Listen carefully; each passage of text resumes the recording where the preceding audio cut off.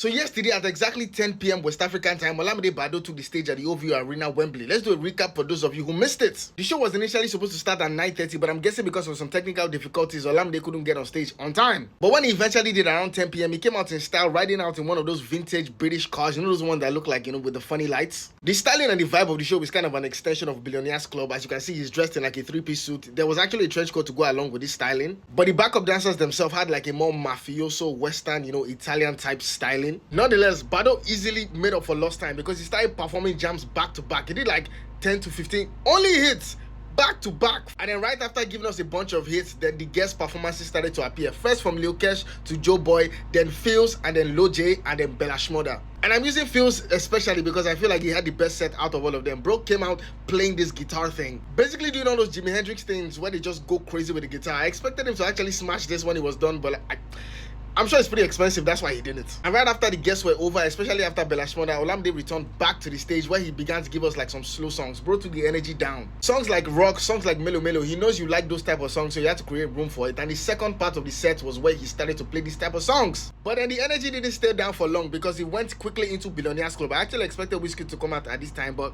Whiskey couldn't make it, so Darko came out. And not long after Darko's set, Olamide returned back to the stage where he used the song 99 to bring out Asake. And not just Asake, he also brought out Sheyi Vibes, which I think this might be the first time and possibly the last time we might see Asake and Sheyi Vibes on the same stage. I really do hope it's not the last time, but I just get the feeling that this might not happen very often. Also, I think it's important to know that the sound team almost tried to sabotage Asake's performance because his auto-tune was way off. In the end, it was a great way to introduce Olamide into touring, especially in the modern Afrobeats era. Now, if you ask me, everybody did well, the dancers, the guests, everybody did excellently. But if I had to call some people that I feel like performed excellently aside Bado who did the best, it has to be the band. These guys, they killed it. And there you have it. That is the recap of Olamide at the OVO Arena Wembley. We also did a live on this channel where we reacted to the show in real time. I appreciate every one of you that came to watch that live. There were 6,000 of you that tapped in, and I appreciate that.